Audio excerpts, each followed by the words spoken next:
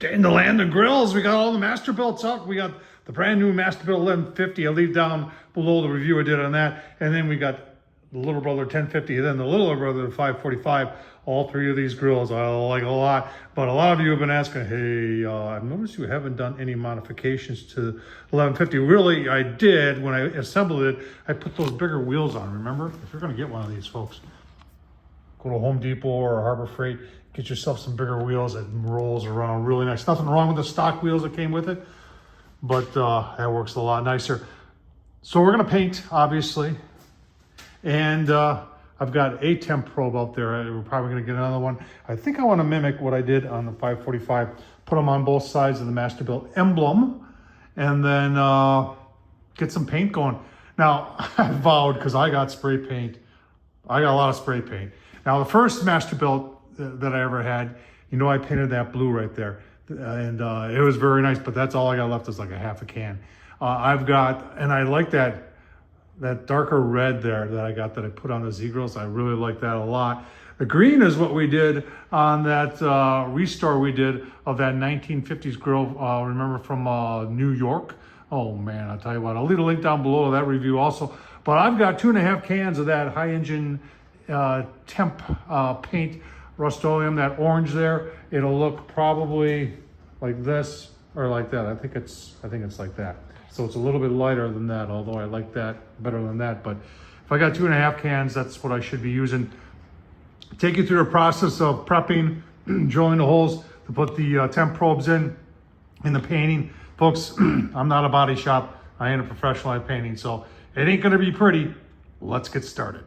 All right, starting to get prepped here. I wanna drill the holes first for these guys, the galifier. However, our threads might not be long enough, but it's double walled, so you can always drill out. If it doesn't fit, and we're gonna try and make it fit, if it don't fit, then I'll just take a step bit on that inside piece of sheet metal, drill it out a little larger so I can get my nut and washer in there. It'll be fine, but I'm pretty comfortable that I should be able to bend it enough to get it in there. It's real close. So anyway, I've got them set up here that they're gonna go about 1 inch away from the Masterbuilt, and I want them centered on the Masterbuilt sign, and I made myself a little jig out of scrap plywood that fits perfectly between here and this ledge that's on this side, and then marked off, as you can see, the width of the Masterbuilt, and then got the center, and then went out, I think I went out, whatever I went out to get myself an inch. I think I went like 2.5 inches, and I use this just for my center punch. So I use my center punch, get my in there, and now I can drill my 3/8 hole for the galifier. Remember, at this point, you're probably voiding the warranty, so oh my gosh. Let's go ahead and drill some holes, and then we'll start prepping the rest of the grill. So here's a little tip for you. As you can see, these threads are really short, and when it came to taking them out, I just did it very carefully, and then I had this laying on the face of this piece of cardboard down here, and then I just very carefully lifted it off when the nuts were free, because it's got 2 nuts. Now those nuts were fitting perfectly over the holes, but they can fall down in here and rattle around. You'll never get them out. So what I did in this case was, like I said, is very careful. And then I just used a pencil, and I pressed down on the center of the pencil hard, and it kind of locked in, and then I could pull them out. So super simple to do. And then for putting them back in, I'm probably just going to maybe put a little bit of, I don't know, we'll see what I can do on inside a socket in order to make those so it fits. All right, so if this is as far as you want to go, then we're done with you. Now on the inside, remember these things, if you can find something with longer threads, that would work. I can get the nut to start, but I'm really pressing down hard, and that inside double insulated sheet metal is super thin, so it was starting to buckle a little bit. So I think what I'm gonna do is I'm just gonna take the step bit and drill on the inside and make it big enough to fit the nut and washer, and just attach it to here, and it'll be fine. So next step is let's get prepping for paint. All right, let's start prepping for the paint. Now, if you watched before, you know I only do the main body. The edges I leave black, and that gives me a good place to tape it off. in the past, I've stripped it down to bare metal. In the past, I've used a random orbit sander on there, and this time I think I'm just going with the sanding. This is 1000 grit sanding block, and I just wanna take the shine off. That's what I want to do, and I'm gonna clean it real good with. Actually, I'm gonna use brake cleaner. It seems to work the best for me before I paint it. All right, we're all prepped and ready, taped off. Sanding, as far as I'm concerned, is done. Sprayed with my brake clean. Got it all cleaned off. Gotta shake up some cans. I'm gonna give it one quick coat, open up the garage doors, ventilate. It's like in the 40s out there, and then I'll close down. And this garage is in the 60s right now, and there should be a fair amount of heat still coming off the slab. So we'll let this sit inside probably for an hour or two before we take it back down in the basement and then park the truck. Give you a look-see once it's done painted. Remember, this is probably just the first coat. All right, first coat, not proud of it. I got a couple runs. So, you always got to remember 2 light coats opposed to 1 heavy coat. But we are covering black, and some people are going to say you should have used a primer. But I really wanted to see how this went on first. And I think it's going to be okay. Like I said, just have some sanding to do after the first coat. Give you a look-see when we're starting our second coat.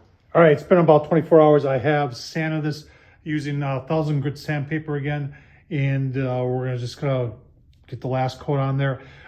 Temp probes, different temp probes. The ones that I hope are gonna work should be here tomorrow. That should work out just fine. And we don't want to forget to paint the 2 nuts that hold the whole thing on, that go in the back, that go against the black, and having those orange are important. So let's go do some painting. I don't know if you need to watch that. Maybe I'll show you once I'm done to see how I did. And then when you see it next or after that, we're putting temp probes on and finishing up on part 1 of mods to the Masterbuilt 1150 Gravity. Oh man. Yep, getting ahead of you a little bit. Once I start putting things back together, I just want to get it back together. So the Masterbuilt is probably the hardest to put on because there's no guides in there. So you can definitely lose a nut in that double wall. So I had this sitting upright, so the Masterbuilt was up here. Then I used, and I put the nuts then in a socket and went up using gravity, and that seemed to work really well. I've got 2 new temp gauges on there, and these gauges, I'll show you, they're inch and 3/4. So, and that's what I needed to cover it. And I should have thought, longer threads you're going to find on a Kamado. So all you got to do is search this. And I'll leave a link down below. They are, $21 a piece, whereas the other ones, the Gala, these guys right here, which didn't have long enough threads, I think they're like the Gala Fire. I think they're like $12. So did spend a little bit more on that, but I like the look. The black matches the black on the side. There's even a little orange in there. Oh man, let's get it on the grill. Give you a final look-see. All right, here's all 3 of the Masterbuilts that I currently have. Remember, I had the 560 at one point. I painted that one blue, and then I had the little portable, and I painted that one orange too, and that's gone. But this is what we're left with. Yeah. And I know, folks, somewhere down the line, I do have to make a choice between a 1050 and 1150. That will be a video. As far as that guy right there, she's staying. I like that grill a lot. But we're probably going to fire up the Masterbuilt at 250 and let that paint bake in there a little bit more before we start doing any more serious cooking with it. I'll leave the links below. Like I said, I think it turned out really, really nice. A lot of you might comment that you like the orange on that one better. I had 3 cans of this left, and I just wasn't going to go out and buy more spray paint. And you know what? I didn't have a can of that left, so I couldn't even remember what color that was or where I got it from. This is just Rust-Oleum. You can pick that up. I think I picked it up by local Menards, and I think Home Depot and all those other guys got it. But those temp probes, actually, I might be changing temp probes because I like those a lot. I like to use the Gala Fire. They're pretty accurate and they're inexpensive, but these are like $8 more, so they're like $20 a piece. Leave the link down below for that. Tom Horsman YouTube. Now remember, we did 2 modifications to this grill already. When we first built it, we swapped out the wheels and put big 6-inch wheels. I'll tell you what, that is really nice. And then now the paint, and now the next step, my buddy Luke at LSS Mods sent us a package, and we're gonna mod the inside of this grill. Oh man, this thing's gonna be better than the XT when we're done with it. Tom Horsman at YouTube, thumbs up, leave a comment, and as always, Thanks for watching.